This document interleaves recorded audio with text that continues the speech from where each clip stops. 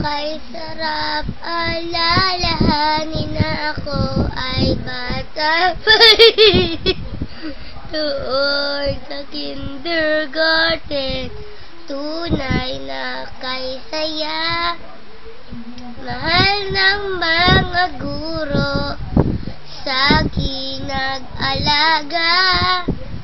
Kung kaya't sa puso't isip ko'y hindi mawawala. At ngayon, sa araw na ito, tanggapin po ninyo ang pasasalamat ko sa ating guro